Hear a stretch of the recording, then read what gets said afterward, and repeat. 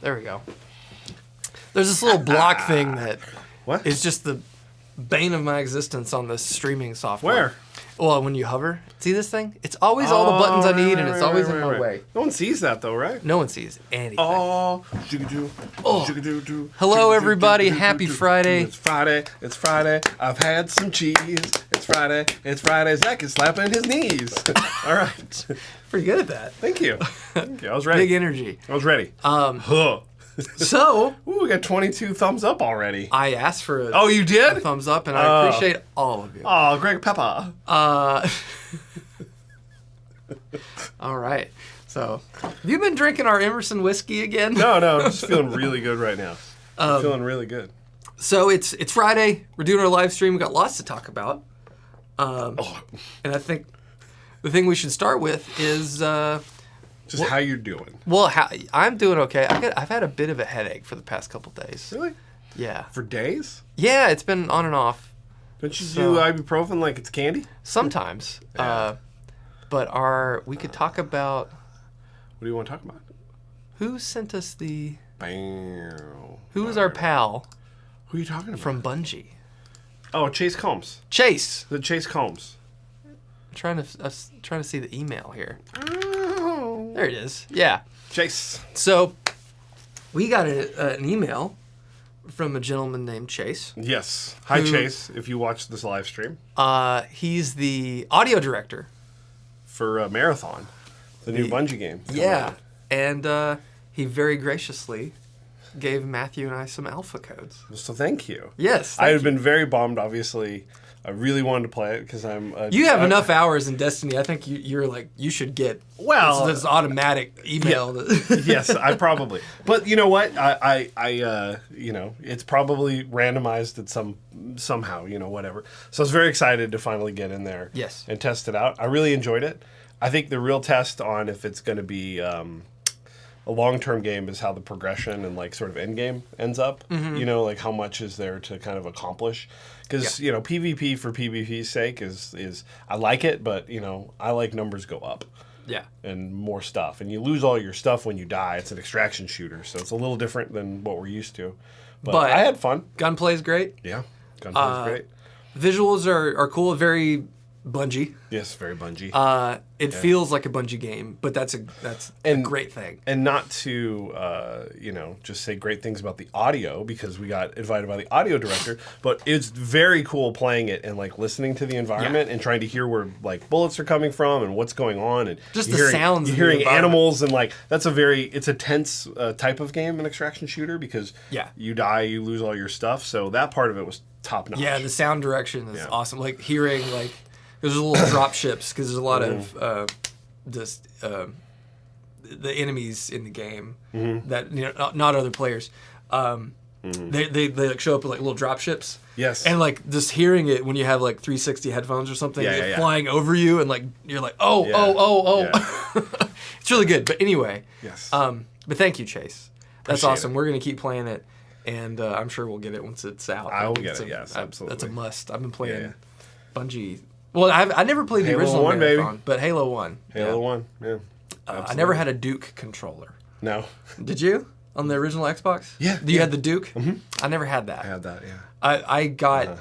My roommate had an Xbox, and he had that, and he loved it. And I'm like, I'm going to buy the small controller because I can't manage. I really liked it. So, but yes, and then also the next Destiny expansion, they're going to keep going with that. Edge of Fate is May 6th, and I still play Destiny 2 3 to 5 hours a week. I know you had your fill. No, it's not. I still enjoy it as a game, but I got out of it, and that was just enough to. I couldn't get back into it. And that's why I'm excited about this new game because it looks like it's a drop in and play kind of situation. Yeah. Having to know the deep lore of all the Bungie stuff. It seems like it's as much as you want to interact with it. Yeah. Versus just I'm going to get in there and shoot things. Yeah. So in the comments, let us know your favorite Bungie game.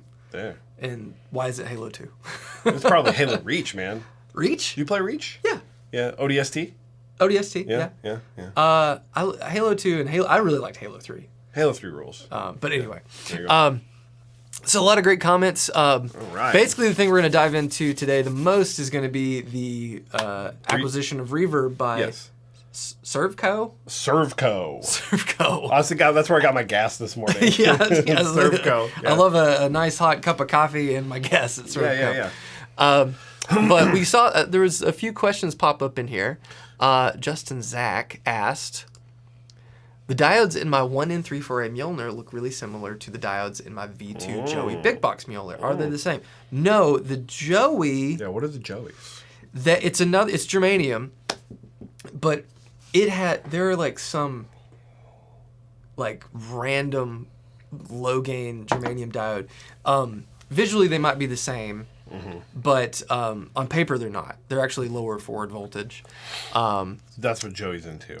Joey uses the Mjolnir mainly as a clean boost, with the volume usually very high. Nick Miller, my dad's getting ready to pull the trigger on a Novo Series J. Might be getting a call from us this afternoon. Ready. Please call. So if you don't know, Matthew, he slings the guitars over here at high voltage. I'm a slanger. But if you want to purchase a Novo or anything, and you want to spec it out, if it's not something we got, call me. You just call us. I know everything about everything. We'll answer the phone. You'll hear either Matthew or myself, or maybe Jeff if we're both indisposed. Yeah. And we'll help you. It'll be great. Yeah. What do you want? Yeah, let us know what you want. Yeah. Let's see. Any other questions? Halo 3 and Reach. Halo 3. Core. Halo Core. Destiny 1 Taken King. That's pretty good. Yeah. PS3 got the games. Oh, man. Well, hey, Sony and Bungie now. It was so weird firing up Marathon and seeing the Sony logo come on my Xbox. Yeah, you're like, wait, whoa, what's going on? Yeah. It was very, very funny. Pedals okay. Jeremiah. Pedals like my Hudson broadcast say there's germanium in it. I heard they don't have to worry about temperature issues. I don't know.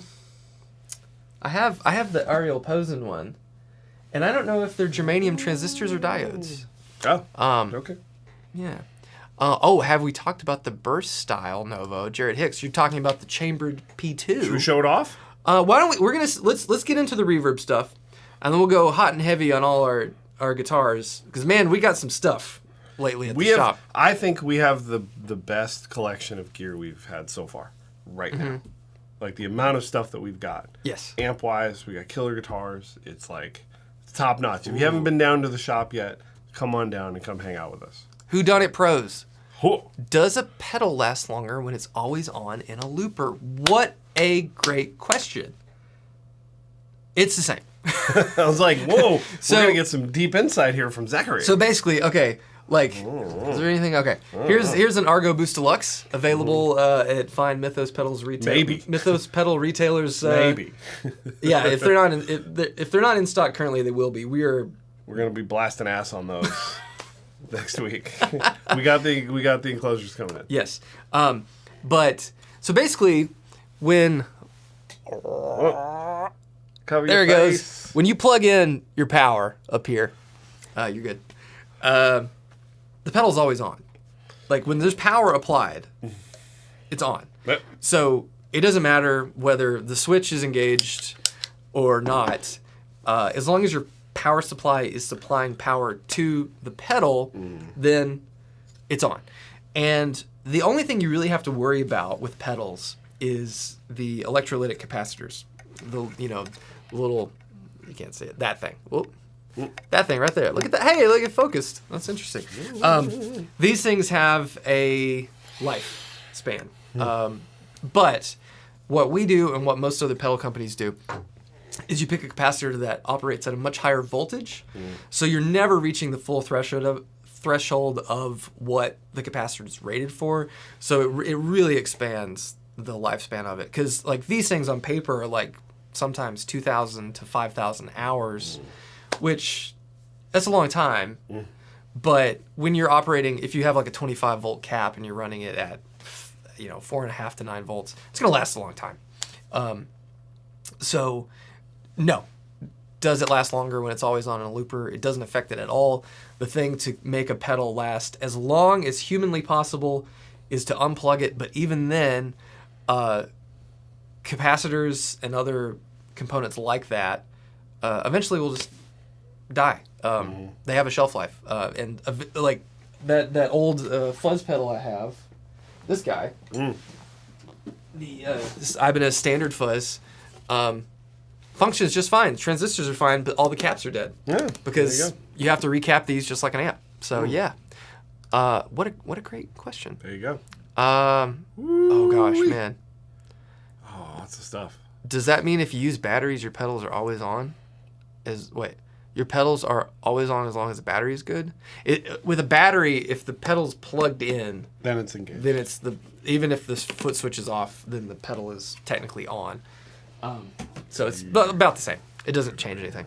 Ooh, got my first two. Oh, Brian, have you tried plugging in the two rocks into other cabs? For kicks, I plugged mine into my deluxe reverb cab and surprised at the difference in the bottom end. Yeah, we ran some of the two rocks into the Dr. Z cabs.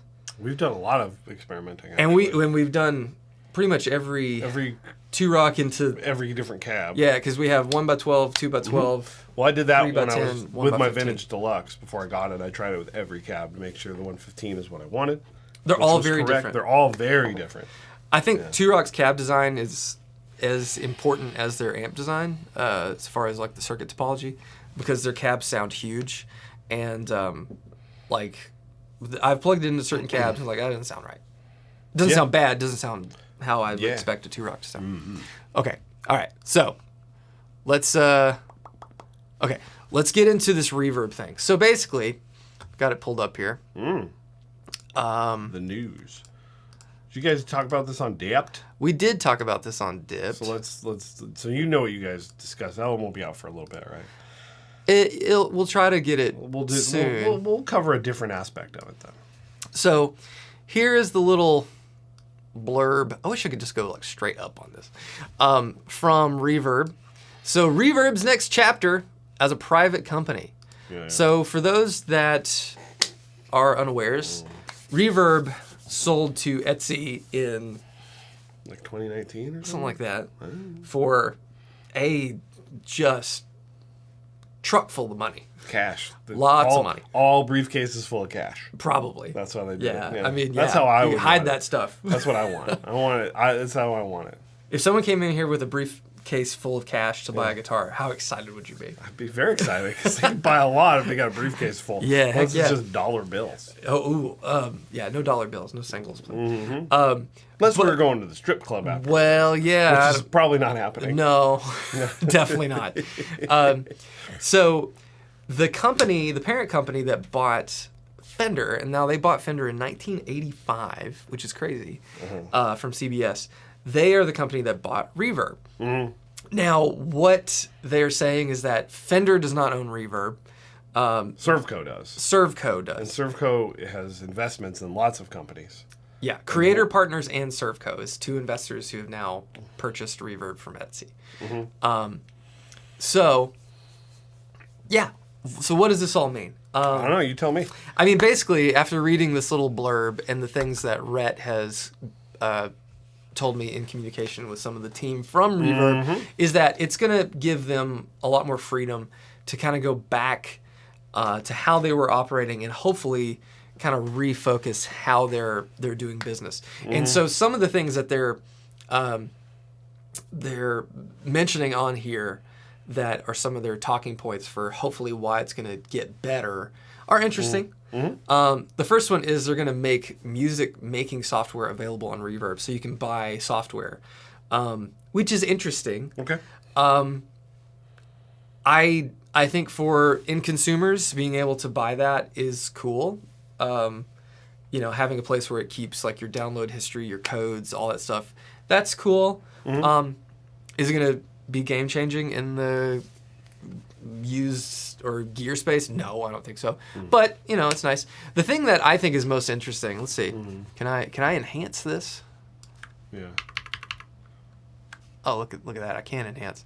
We're getting ready to pilot a new option for selling that allows you to get paid faster and drop off your gear locally without needing to create a listing or ship. What does that mean? So that seems to me to be something kind of like an evolved version of Facebook Marketplace or a more secure or safe version of like Craigslist. So there's a couple things to unpack from this. But the idea of saying, okay, hey, here's a piece of gear. It's in my hometown, or it's the town over, or whatever. And instead of shipping it, I'm going to go buy it. And you have a clear and concise image of who you're buying from with feedback history, seller history. You have hopefully the backup and protection of Reverb, because the purchase is being made through Reverb. Then you have that buyer protection, which through all these things, through the ups and downs of all the Reverb stuff, Reverb's buyer protection has always been great. I've had to deal with them a few times, and they've always been really understanding and gone out of their way to make sure that I got what I needed from a bad deal. And not just because I'm Zach from Mythos, but because I made a purchase and they're trying to do the right thing. And I think that's important. But I think that's a really interesting thing to be able to say, okay, we have kind of a local gear marketplace that is tuned for just music stuff. The thing that I'm curious about, and part of the reason why people sell so much stuff locally, is that you can kind of skirt around reporting it on your taxes.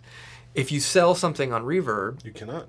yeah, like you're not going to be able to say, oh, look, I'm going to sell this guitar, and I'm going to meet Guy at the Home Depot, and we'll make the deal, and everything's good.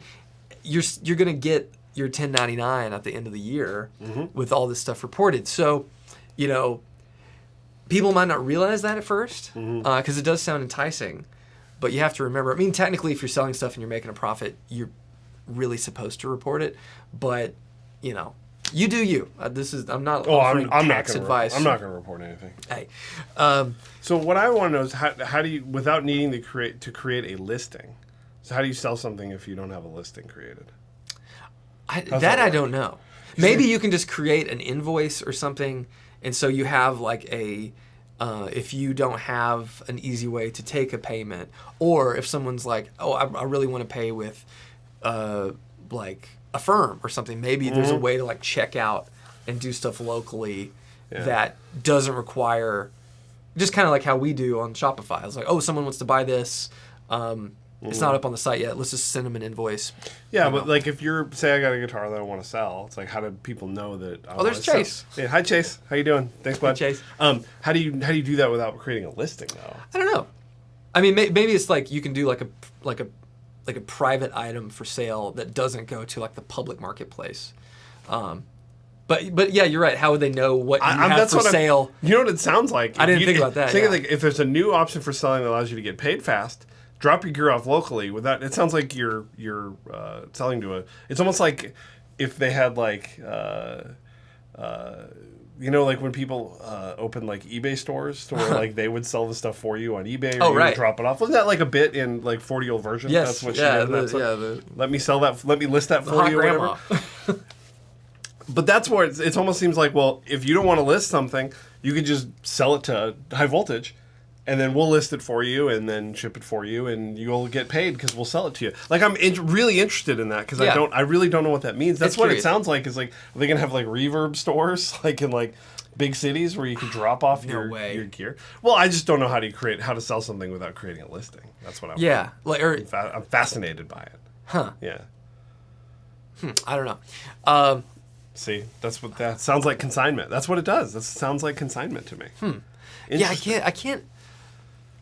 I can't imagine like there being like brick and mortar locations to do that. I don't know. So interesting. Unless they're partnering with another. Well, you know how like Amazon, like you can return everything like by dropping it off at like the UPS store and stuff. Like maybe they've got all kinds of stuff like maybe they're going to partner with something like that. I don't know. I'm fascinated by that. Yeah. Yeah. We sell your stuff on eBay store. That's what I mean. That's what it sounds like. It's like, well, we'll do that for you. High Voltage, you know. We're gonna give you, you know. Yeah. Because somebody's got to make money doing this, so it's like it depends on what that option is. So, yeah, one of the things that Rhett and I mentioned, or I mentioned. I don't want to cover all the same ground because people are all going to watch that too. Well, yeah, but still, I mean, like, I think, like, because Rhett's looking at it from a buyer and seller, mostly, you know, like the majority of people. Yeah. You know, Reverb is a used gear platform. Yes.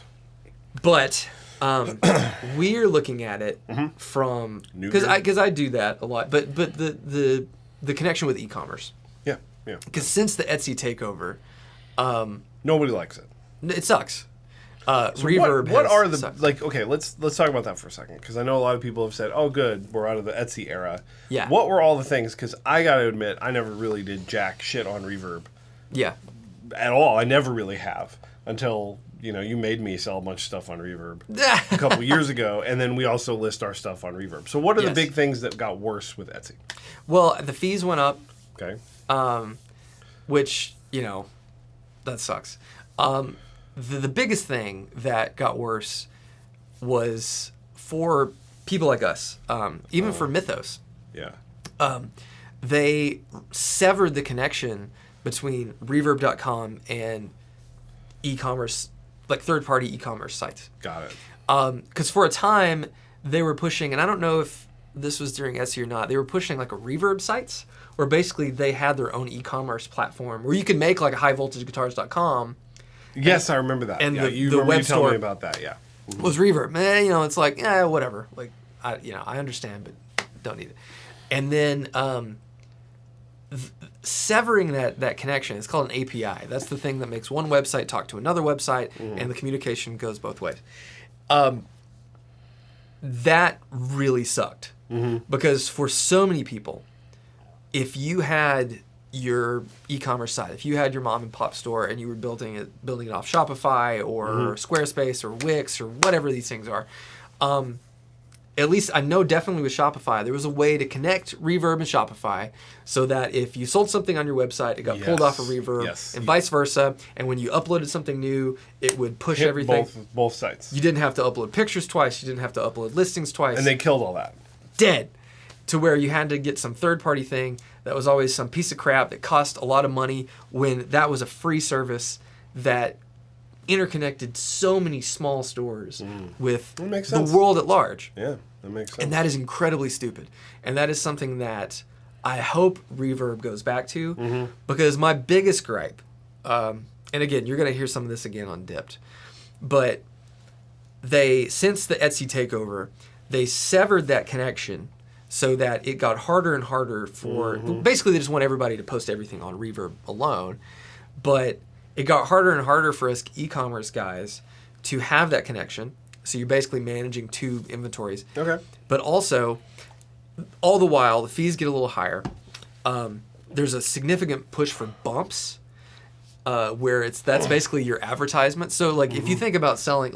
there's not many Argo Boost Deluxe. I don't have to bump that. But if we wanted to sell one of these MXR Rockman pedals and we want it to be noticed up front, you got to bump it. Used to, it was a small percentage, like a dollar amount or something like that, and now it's like a percentage of the final sale, and that number keeps climbing, and the pressure to do it keeps climbing, and then all the direct offer stuff. There's always been make an offer.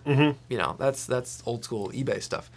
But the push for direct offers, where if you have a platform, or if you have an inventory, you can say send direct offers on that product. And I'm sure you guys have done it if you use Reverb. You just watch something, you walk away, and then an hour later, a day later, you get a thing say, hey, here's X% off. Yeah.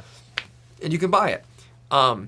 So all that does is cut down your bottom line to where, why would I bother? I'm paying 8% just to sell the thing on there. I got to pay another 5% off the total sale to get people to see it. And then I got to give a 10% discount to even be enticing, because some other asshole is going to do more than that. Well, and also the customers start to expect that that's what's going to happen too. Yes. Yeah. And so that just pushes, it devalues gear. And all the while, because the value of the gear from the consumer end, it's a race to the bottom. Everybody is compensating for that by raising the prices of used gear.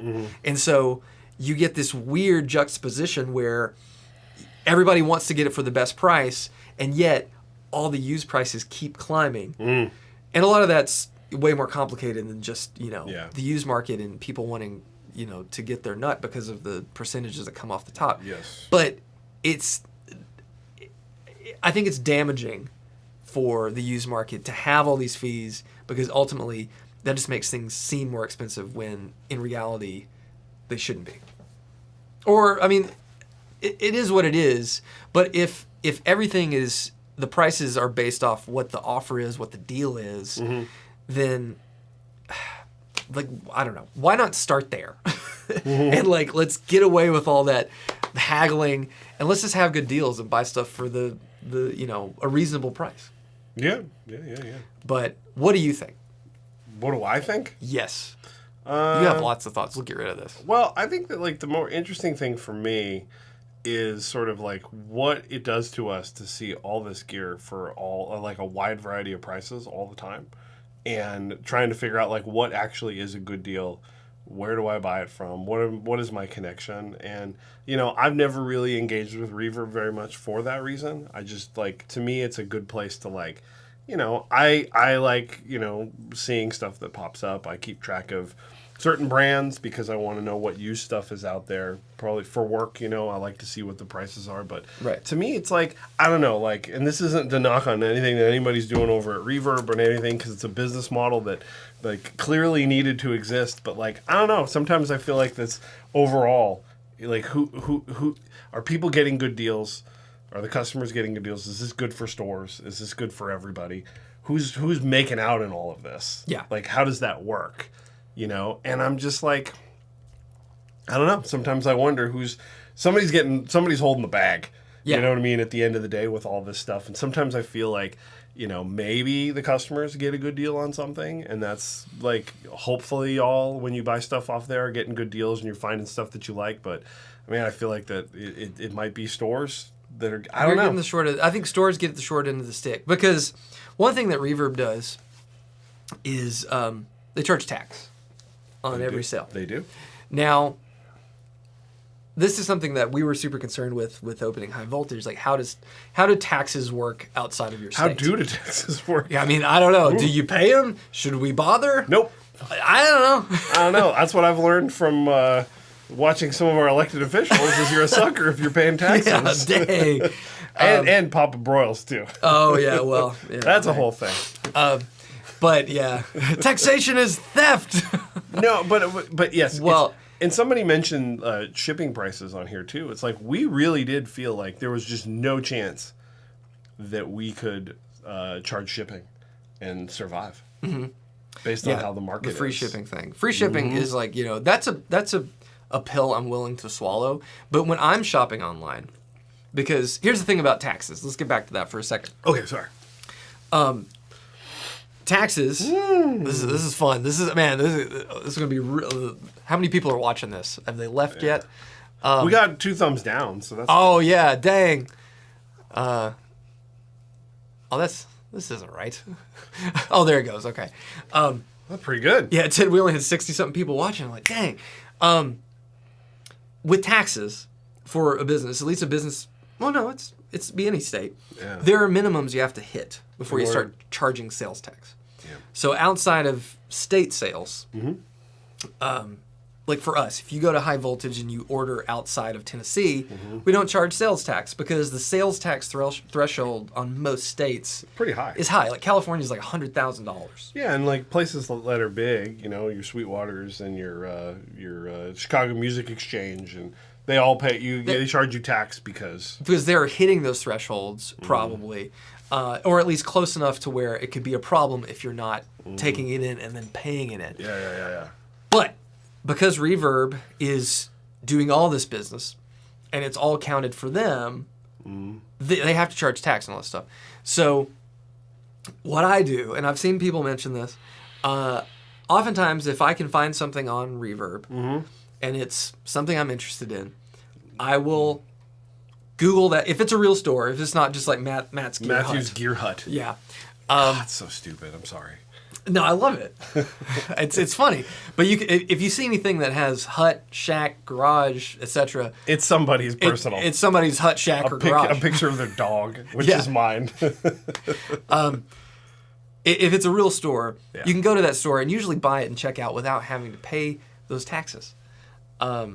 So, this is a little helpful tip. Yeah, and it's tough, because like at this point, like we were slightly reluctant to jump in on the reverb train because of the fees. Yes. And then a lot of it is that you're looking at it and saying like, well, I'm paying those fees because reverb is doing the advertising for me. People are all searching for guitars on there. They're looking for gear. They're looking for pedals, and so you're basically doing that as part of the percentage, right? Yes. You're saying how much money am I spending on advertising, and I need to do an aerial for Little Mermaid, and I want to go where the people are. Mm-hmm. You know what I mean? And if they're all on reverb, then that's where you got to go. Mm-hmm. So it's like, yes, what a great tune. That's one of my favorite Disney songs. It's a great song. It's absolutely. Yeah, it's really good. It's really good. Sorry, now it's gonna be stuck in my head. That's what happens. You have kids, but yeah. So it's like you feel like you're trying, but I think what happens is you get a little split because then you're trying to figure out like how am I supposed to represent all this stuff? Do I focus on reverb? Do I focus on this? Do I focus on that? And it's like it's interesting. I think the value is Mr. Non-Human Audio is saying it's like is the value of having things on reverb high? Is it worth it? It's like it's a really interesting thing. You know what I mean? Yeah. Access to gear. Places don't have good guitar stores. Where are you going to buy stuff? It's like, I'm not saying it's a negative thing or a net negative just because I don't use it very much. Mm-hmm. But I've also had really good guitar stores to go to for the last, 15 years. Right. So it's like, I asking y'all, do y'all like it? Or does it feel like, well, I guess we got to use reverb? You know what I'm saying? Like, are we at that point where it's just ubiquitous and it sucks? Or can we make it something where people are like, I like reverb. I'm a fan of using reverb. Reverb is good for everybody. Mm-hmm.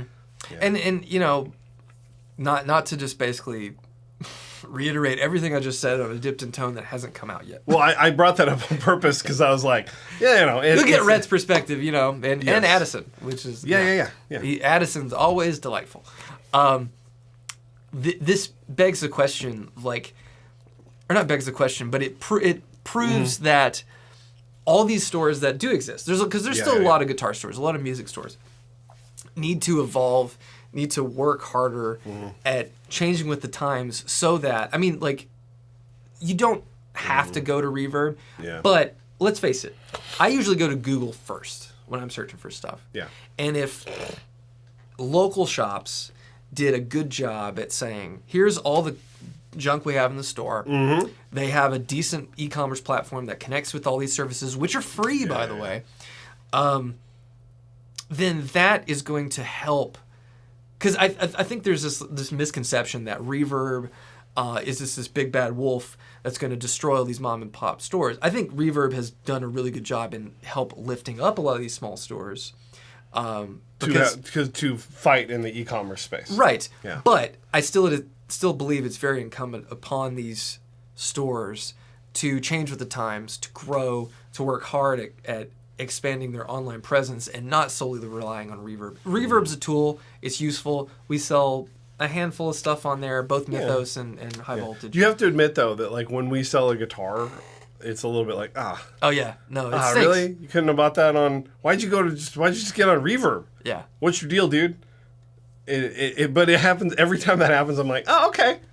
Like you're excited because you made a sale, but also but again, it's what I said earlier. It's just trying to justify the idea that that person might not have come across that piece of gear if not for it being on reverb, and so you don't know that, and so it's trying to, do all the math and make it all work. Yeah, Tim. Yeah. When I sell gear on Reverb, I will note, if you want to save, head over to the Gear Exchange where they don't charge fees. They don't come after your ass. They can do that, but the Reverb will come after you. They're reading your comments, dog. If we put that stuff, because we'll put give us a call, reach out on Instagram, something like that. I do that occasionally. Mm-hmm. But saying hey, here's how you save on fees. Reverb, if you put that in a message, Reverb cops will come for you. They will. Yeah. So you gotta be careful. Yeah. And so anyway, that's basically I hope that this next chapter of Reverb is good. I hope that it's a net positive for the gear space, and I hope they work really hard to it's in today's age with the looming just shadow of everything becoming more and more expensive.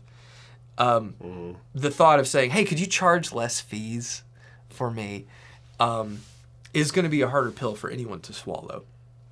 But I think if Reverb really wants to do that, I think they need to kind of rein it in a little bit. And also, I think as much as I love using it as a platform to shop, I genuinely hate how much crap is on there.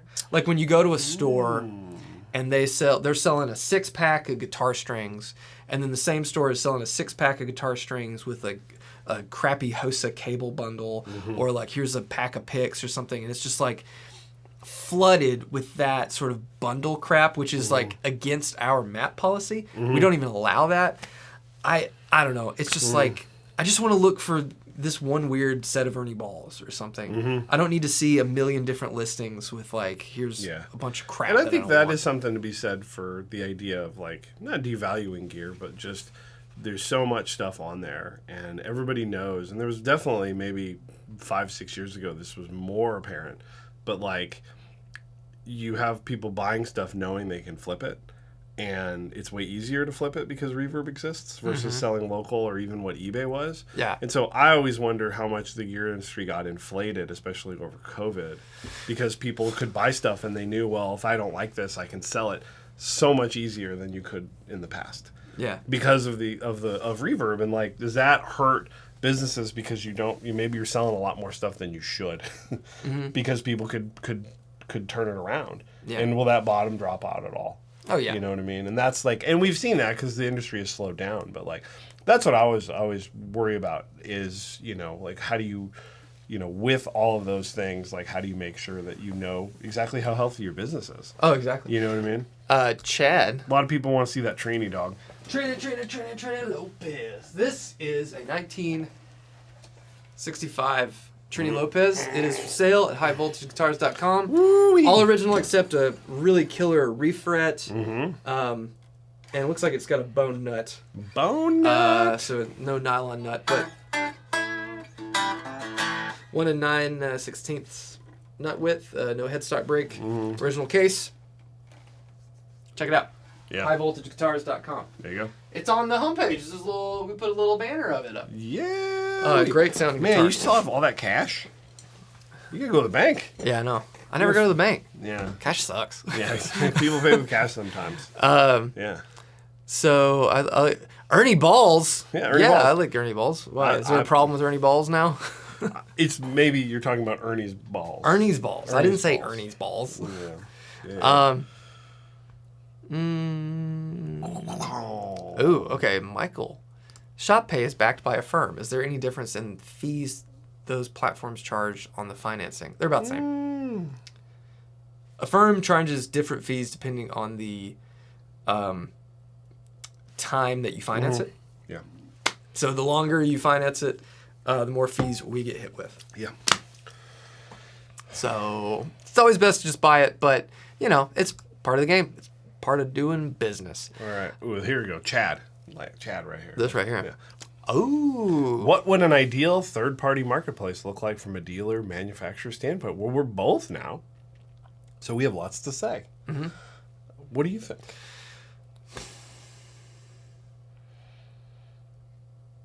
I don't think there is one. I think it's really. The ideal was to not have to do it at all. Yeah, I mean that's the ideal, and that's kind of why I was asking what people think about, like as a business, right? As a customer, there's a lot of things to like about Reverb as far as getting deals on stuff and having used stuff, having access to gear, finding things that would be impossible to find, like a used pedal that nobody makes anymore, and finding it. There's, I've got a few searches for a couple things that I'm looking for. Oh yeah. And if they ever pop up, Echo Drive. The Echo Drive. Yeah, you find one for a deal, let us know. They're never going to be a deal, and they sell out instantly. But point is like there's good things, but as a store and a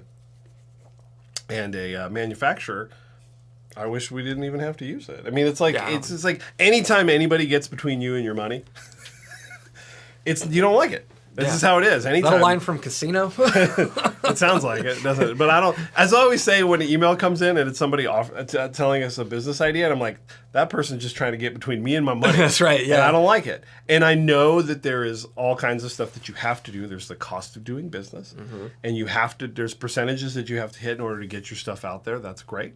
I totally get it. But what you want to do is you want to be able to control that as best you can, in a way that says that, like, I feel like the money I'm spending, I'm doing it, and it's giving me my ROI. Yeah. And like that's always the return on investment. Yes. And that's always the hard part, is like you look at Reverb and you're like, did I sell that because Reverb advertised it for me and that's okay that I got hit with the fees? Or did I get hit with those fees and that person went to Reverb after seeing the Instagram ad that I paid for? So I'm getting hit twice on it. Yeah. It's a very expensive to pay firms to tell you all this information. Yeah. It's hard to parse it yourself. Yeah, because there's Very exciting talk for everybody about business stuff. Yeah, the tracking of all this stuff's real crappy. I mean, like, honestly, I really liked G-Bass is kind of a cool one. I remember G-Bass. Yeah. Because it's just basically like a free guitar store search engine. And I mean, maybe that would be a cooler thing. Like, if you could upload your product feed into, like, a gear search engine. And so if somebody says, I want to find a Saris J in three-tone sunburst. Yeah. And you do it in Google now, and there's just avalanche of crap in the way of you finding that. But a place where you knew that it was just going to be guitar listings from dealers. That's kind of a cool idea. I mean, shouldn't have said that publicly. The problem with anything, though, is, and everybody knows this because how do you make money with that? Everybody's used Facebook. Everybody used Instagram. Everybody maybe did Twitter. Everything is really great at first until they have to monetize it. Yeah. Then it gets terrible. Yeah. That's how it always works. That's why Craigslist is still like, it's like, sometimes it's full of junk, but it's like, still Craigslist, still free, still know how to use it. Yeah. You use Search Tempest, you can search every Craigslist page. Ha! Dale. Still searching for a rune stone. Hey, man, if you find one good, if you don't, just hang out for a bit. No reason. Campbell. Is your name Cameron Bull, or is your, like, I like Campbell. Just call you that. I like it. It's great. Campbell. Campbell. With variants and pedal components tolerances, how different can the sound be within a model, I assume? Would primarily buying used mean a higher chance of getting a lesser pedal? No. The tolerances are small, but I mean, they are there. There's definitely times where we play Golden Fleece and we're like, that one's got some sauce on it. I love it. It's funny to me when we go, especially like the Argonaut probably is the one that has the most. Well, because it's diode, right? Those diodes, we match them, but if one's like, maybe that one's hotter or lower, it's like, I don't know. Like sometimes it's like, like there's a good one. And not that like it's a good one and a bad one. It's just like that one's got a little bit of, a little je ne sais quoi. Je ne sais quoi. Oh, now we're getting fancy here. Oh, that's great. Right? Yeah, Brand. Firm charges fees? Damn, yeah. Everything charges fees. Everything charges fees. And it's higher than other stuff. Everything's higher. Soup with bull meat. Yes, very good. Ads. WizDog. Ads. Man.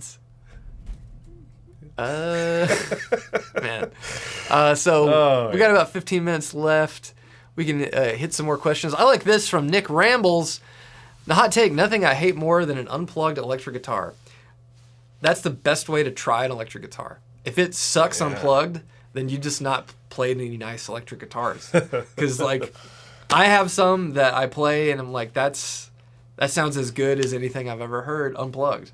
Yeah. I mean, my KH602 doesn't sound that great unplugged. But, like, that black R8 back there sounds good. And like, I know that's a good guitar. I didn't plug that guitar in when I bought it. No, you didn't. Or the Bourbon.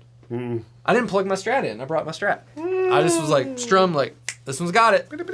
So, rethink your take, Brother Nick.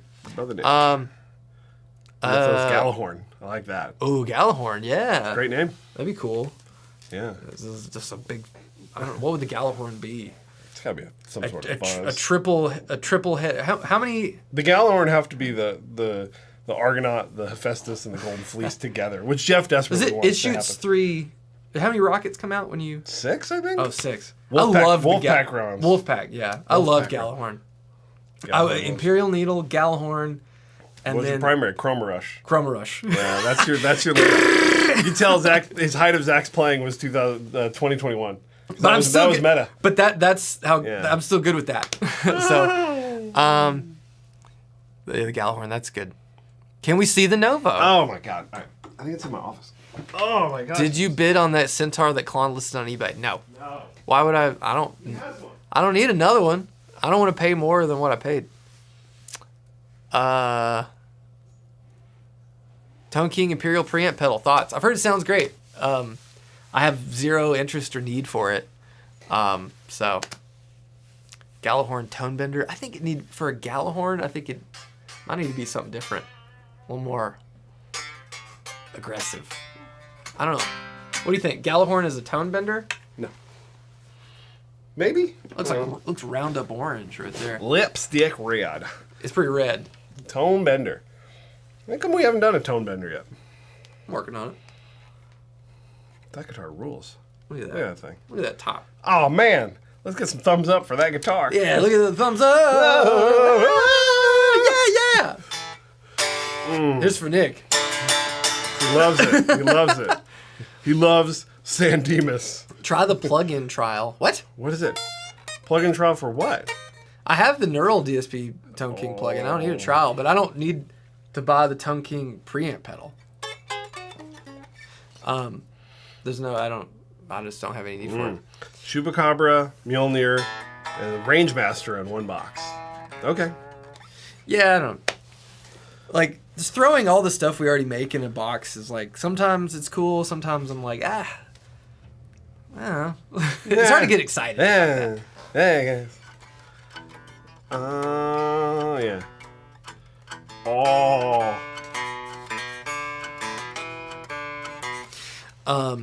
That sounds good. Yeah, it does sound good. A lot of tune. Out of tune, man. Oh. Fingers out of tune. Your fingers are out of tune. Fine, dual oracle. We talked about that. Yeah, dual oracle. When the tariffs go away, then maybe I can actually do something with the oracle again. Hot take. Best way to try an acoustic guitar is to plug it in. Man, I like that. That's good. That's good. Yeah, that's funny. Mythos fart pedal. Oh man, you have no idea how much Zach and I hate gimmicks. I hate gimmicks. I hate gimmicks so pedals. much. We hate them. I hate the fart pedal. I hate the idea of the fart pedal. I don't think it's funny.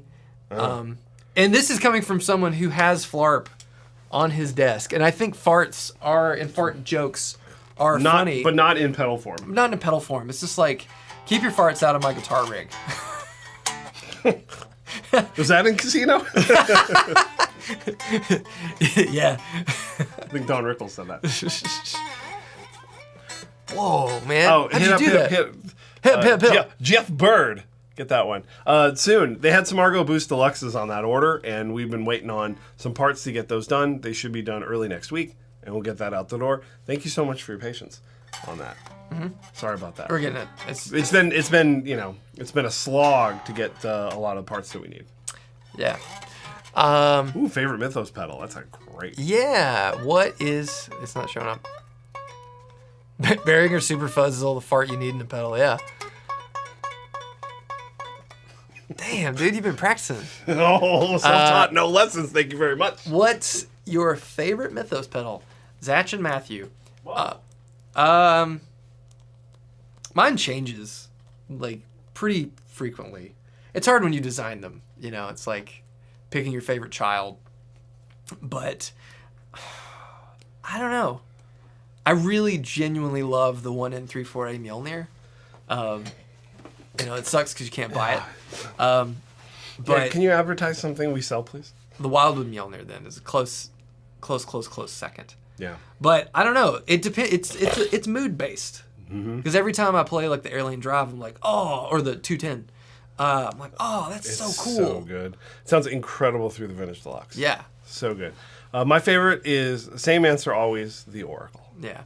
Because it changed so much about my playing and how I thought about just the whole rig, and I love it so much, and it's perfect. Yeah, Big Puffed. I mean, like, I love I think the Big Puffed is my favorite looking pedal I've ever made. Which is just funny. Oh, so good. It's so stupid. That's so good. But it's not stupid. It's ridiculous, is what it is. It's just so over I mean, the top. the best part really about that, I think, is sort of, it's. I think it was like 8 weeks before Halloween. Oh, yeah. And we were sitting at the lunch table, and we're like, oh, should we order like more enclosures for doing a positron collider? And then I think I said something like, I don't know, man. Let's do a Big Muff. Let's do a Big Muff. Because I think we'd made the Big Puff joke before. Oh, yeah. That's been someone a joke. else came up with this name. Yeah, It was exactly. Not, and so we were just like, but it was like 8 weeks. And we're like, well, I guess I got to do the enclosure today. And you just went in there and designed it. I measured it and drew it out. Oh, it was great. Sent it to Jacob, and then he had a prototype in a few days. Oh, it was the fastest thing we've ever made. And it was so much fun. And Luckily, I already had the circuit board done because Yes. you've heard my stories about getting up in the morning and doing circuit board layouts.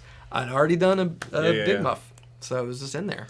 Yeah, and I think that's sort of it's not we need to justify anything, but that's the most fun about the business model that we have. Yeah. Of being our size, and obviously we want to grow and do big things, but like, man, it's fun to just go like, hey, you want to do this? And then like weeks later it exists. It's awesome. Yeah. I love doing that. The envy into the 1N34A is insane. It'd be a lot of mids. Huh. That's good. Oh, deluxe. Oh, Nick Rambles. He's just coming in with a hot take. Okay. Hot takes. Deluxe Reverb reissue 65 versus hand-wired StewMac 5E3. Battleground is Nashville bars, sometimes unmiked. Mostly mic'd. Who wins? If you're playing Nashville bars and you have live sound reinforcement, you take a modeler. Good call. Because you want to go fast and you want it to be consistent, and you don't have to worry about some like sound guy who's like done for the day miking up your amp. But and the bachelorettes are gonna love it. Yeah. But I mean, if you're actually miking a thing in Nashville, a deluxe reissue doesn't matter. Deluxe, like a black panel deluxe, will beat a tweed deluxe every day of the week in Nashville. And I think the black panel deluxe is a better sounding, more useful amp. There you go. The Gozer, oh man, I think Gozer is taken. Really? Yeah, I think they do. I know there's a Zool pedal. That's too much. That's Fortin. But I think there's a Gozer. The gazer? Gazer? The gazer. The shoegazer. Huh. Oh, maybe not a Gozer. The Gohoser fuzz. Gozer with an H. The Gohoser fuzz. Oh, that's cool. Cool as hell. That Looks like a Big Muff. Yeah, dude. Everybody hurts. That's funny. Yeah. I don't want to. Oh, thumbs down. Another one. Dang. Man. Dr. Vinkman? Vinkman with an I. Dr. Vinkman. Vinkman. Yeah. Yeah, like Ghostbusters things are funny because like Gozer, I'm sure, is a trademarked word for a sound. Yeah. Right? Yeah. Puffed is not because that's just a word. But yeah, Zool probably taken, or trademarked. So you're skirting a line there. Yeah. Gozer, even like maybe I don't know, Ecto, you might get in trouble. There's a like doing homages to these classic films and stuff that are owned by gigantic corporations is like it's a fine line to cross. Don't mess with Lucasfilm. No, they'll get you. Yeah, anything Star Wars related, you can't make a Boba Fett boost. Don't call it a droid. You can't call it a droid. Droid is trademarked. It is. You remember on the old Android commercials? Yeah. If you go back and find like a Droid phone commercial, and down at the bottom at the end will be like Droid is a trademark of Lucasfilm. There it is. And it would be posted on there. They got that. So, love my 5E3. I love 5E3s, but I think a deluxe is. I think a black panel deluxe is better. Oh! Eric, with your love of Metallica, have you considered making a higher gain pedal, a la some Fortin stuff? I don't know what Fortin stuff sounds like, by the way. I know Herc and Envy are there, but maybe something specifically for the metal crowd. Yeah, we're always thinking about it. Yeah. So we have an extensive list. The hard thing about Metallica is what era of Metallica do you put into a pedal? Load. This sounds great, dude. It does sound great. Oh, I love that tone, man. Bleeding Me, Outlaw Torn. Yeah, but like... Ain't my bitch. So good. But what's the best is the best. All right, that's always a great question for the Metallica heads out there. Best James tone, go. Best. What's the best? Master of Puppets. Or not, maybe not Master of Puppets, the album. Like, that's the best guitar tone that he got on any. I think Creeping Death. The song Creeping Death. Wait. Creeping Death's on Ride the Lightning. No, it is on Ride the Lightning. I thought you were a Ride the Lightning guy, not a Master of Puppets guy. No, I am. But So which tone do you like better? It's vastly different. They are very different. Switch from... I like the songs on Ride the Lightning, and I like the production and everything a little bit more on Ride the Lightning. It's a little more raw. But I think James's sounds on Master of Puppets are really good. Like... I'm partial to And Justice for All. The guitar tones. Well... It's so good. It's a sound. It will kill you. Yeah. It's so good. I love it so much. Justice rules. I love all of them. They're all very different. The Black Album guitar tones are massive. Load does have great tone. Thank you. The tones on Load are fantastic. But Saint Anger, not so much. Not maybe great. the guitar sounds in Saint Anger. Well, they're not bad. Okay. There's some are okay. I don't like the guitar tone on Death Magnetic that much. No. I think it's actually the best one out of the three modern records was probably Hardwired. Had the best guitar tones. They sounded pretty big. I think the tones on 72 Seasons are okay. They don't feel distorted enough sometimes. I agree. I just wanted just a little bit more, just a little more. That's why I think Hardwired has the best ones out of those three. The three modern records, which are all old now. Well, yeah. We're almost 20 years from Death Magnetic. That was like 2008. Yeah, it's wild. Jesus. Two-Rock Mythos amp, built-in pedal effects. I would never put effects in an amp. Ever. No. Never, ever. Not It's not my thing. Unless you have a modeler or something, which I like modelers for the flexibility and playing at home. But like making a fancy amp with effects built in, I think it's a bad look. Okay.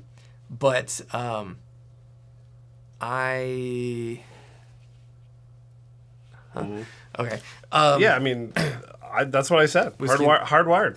Great. Whiskey in the Jar. When was that recorded? Like what era? 98. Okay. 98. So. That was like, I think they were using like diesel amps and stuff at that time. But yeah. Whiskey in the Jar tone rule is so heavy. Yeah. Dude. That's a great record too, because that's like when they do the covers album, it's a little more relaxed, so you can tell they're having fun. Yeah. And so there's some cool tones on it. It's a little different. Yeah. Merciful Fate medley is one of my favorites. God, I love the Merciful Fate medley. It's so good. Yeah, we're going to see Metallica next week. Yeah, so probably get a lot of Metallica talk next week. We'll definitely get it on Friday because we just had seen them the night before, and we'll see them again on Saturday. So yeah, I'm going with the fam on Saturday. Real excited. I'm excited. When's the last time you saw Metallica? Me? Yeah, I've never seen Metallica. I know. I set you up for that. Oh yeah. This will be 9 and 10 for me. Yeah. Which is not that high. It's not that high for me. They never really came around Nashville. No. No. Like it was like I totally would have if they had been around, but they never did. But I'm really excited to go see them because we're going first night, and then like Mythos boys the Thursday night. Yeah. So not frustrating because Graham really wants to meet Kirk. And, I didn't can't pull those strings, dog? I've tried my best. I don't want to outright say, look, hey, can I? Yeah. But we were watching some live concert stuff. I'm getting him pumped, playing the tunes so he knows, most of the stuff. And, he said, oh, man, I want to be in the Snake Pit. And I was like, you're like, oh, crap. We could have done that, but too late now. So... Saw Metallica open for Wham. Oh, man. Really? Wham? No. When was that? Wham? Okay. Like 85? No. That's I don't think that happened. It's a weird That's bill. fine. Yeah. Turn the page. Yeah. Turn the page sounds great too. Yeah. Really great. I consider noise gate an effect. Yes. Reverb not. Well, reverb's an effect, but yeah, delay an effect in an amp. The only effects that should be in an amp, in my opinion, are reverb and tremolo. Okay. And maybe like some sort of like the FET boost. I like any sort of small boost that's minor. I like boosts mostly that are just changing something in the amp itself. But the FET boost and all the T-Rock stuff sounds amazing. So There you go. you know, Whamalica. Malika. That's good. Yeah. Hey, What's for lunch? I don't know. I'm hungry though. I know. And We have a lot. splitting headache. We have a lot to do, so we got to eat early today. Yeah, it'll be 10:30. We got to ship amps, and then we've got. Oh, hey guys, what's that black Les Paul behind you? Have we shown this off yet? Yeah. My pants. My pants is ringing. Who is it? Pants is ringing. Oh, good. New potty for Alex. Oh man, I got the app. You know, it tells me when my daughter goes to the bathroom at daycare. It's great. this is a 2016 R8 in ebony. It's a cool And guitar. Super cool guitar. Got it at Amigo, and Nick. Man, poor Nick. But this is our throwback tester guitar, and it has all of our Mythos and high voltage plastics and whatnot on there. It's a show off guitar. Yeah, and it's awesome. It's awesome. Big Nick, but Big Nick kick the hell out of you. yeah. Yeah. Potty notification. Yes, I get potty notifications. It's great. That's how modern daycares work. Is they give you updates for everything that happens for your child all day. So I guess people want that. I think I can like not sign up for all of the updates. Just the important ones. But I like it. I think it's funny. Man, I forgot Short of Straw. I used to know it. Oh. Da-da-da-da. Yeah. There it is. Well, that's not Short of Straw. Short of Straw's the bum. Da-da-da-da-da. What were you just playing? All the riffs in Justice run together.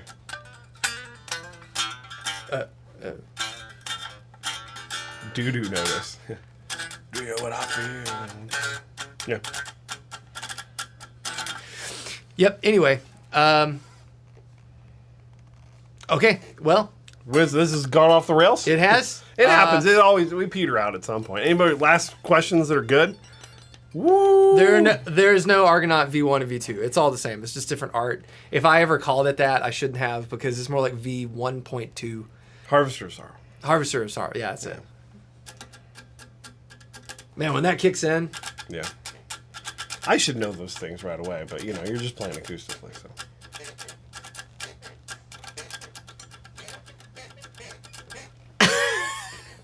all right.